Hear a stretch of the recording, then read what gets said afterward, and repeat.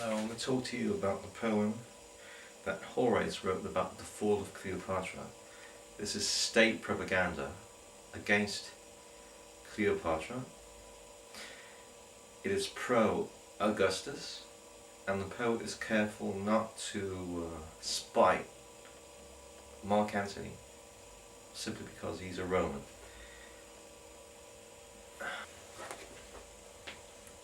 Now is the time for drinking, O my friends.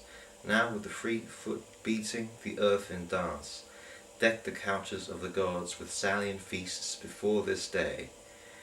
It would have been wrong to bring forth our Cuban wine from the cellars of our ancestors while a demented queen was plotting to destroy the capital and lay waste the empire with her contaminated crew of followers, polluted by disease, she weak enough to hope for anything and drunk with the delights of her hitherto good fortune, but her frenzy diminished when but a single galley escaped the flames and Caesar sobered her mind, maddened by neurotic wine to the fears of harsh reality, pursuing her in his galleys as she fled from Italy.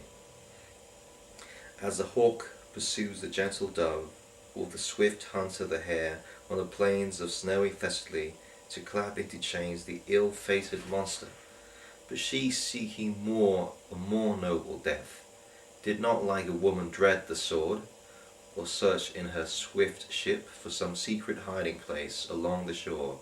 She even dared with countenance serene to behold her palace plunged in affliction, and she was bold enough to take into her hands the irritated asps that she might absorb the deadly venom into her body.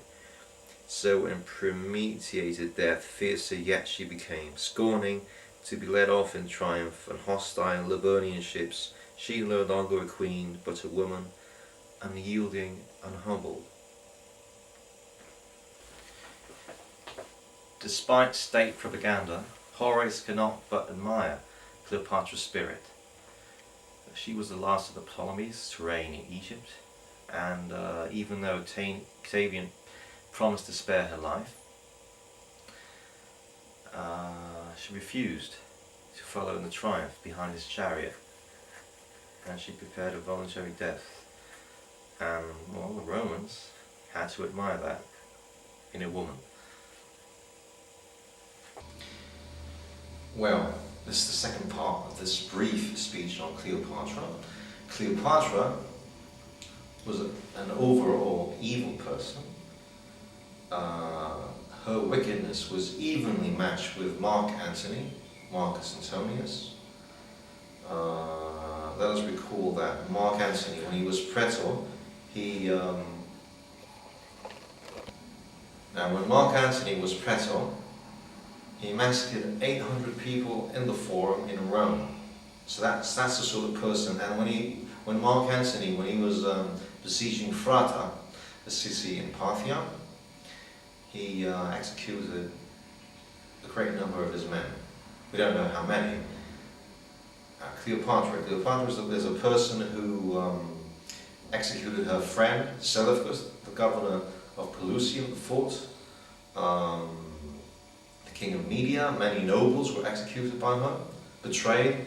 Her sister was betrayed, her two brothers were betrayed and executed by her. And let's not forget that her father actually killed her elder sister, Berenike.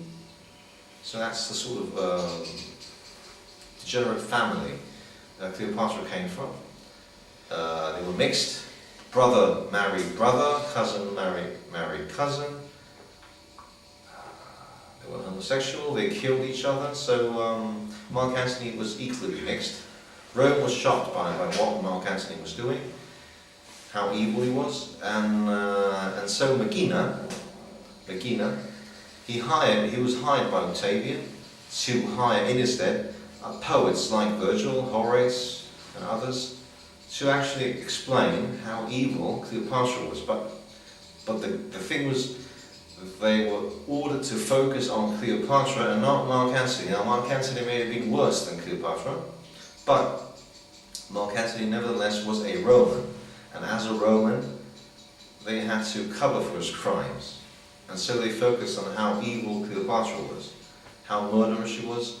So that's part of Virgil's propaganda, that's part of Horace's propaganda, and other poets, Gadilos and other poets, especially hired by Maecenas, and Maecenas hired by Octavian. That's part of the propaganda. And part of that propaganda took place in 33, 32, the years preceding the Battle of Actium.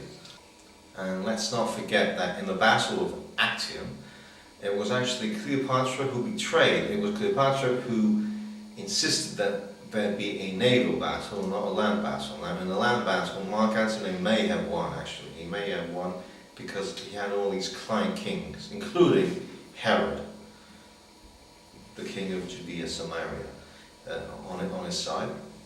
And it was Cleopatra who insisted that a naval battle take place, and it was she who withdrew with her royal squadron of Egyptian ships, and Antony followed suit. Mark Antony followed suit quickly, which meant that the battle was lost. Now the Romans fought for Mark Antony. They didn't fight for glory, they fought for Mark Antony. Now when Mark Antony left, and he fled back to Rome. Now in Rome, let's not forget that Cleopatra betrayed forts like Praetorium.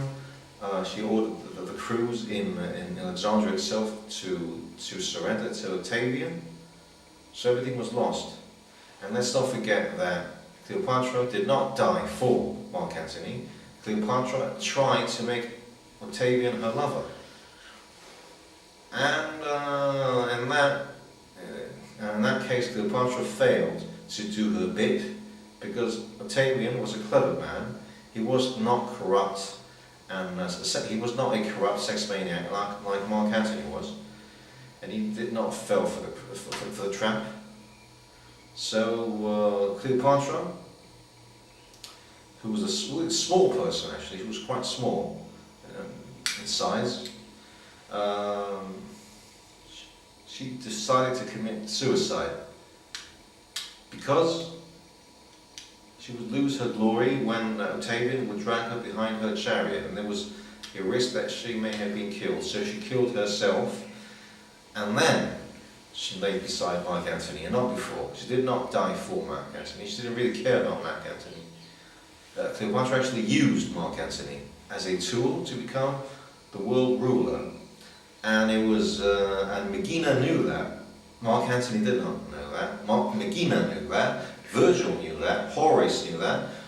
Catullus was well informed about that, and so they played on that part, and they played on Roman propaganda. The Romans are a noble race. They are a noble race, and when we're talking about Aeneas, when we're talking about Virgil's Aeneid, we're talking about a noble race, a noble person who came from Troy, and he founded Rome, and he had all these values, and not the degenerate Cleopatra with her poison and her perfumes and her poisoned mind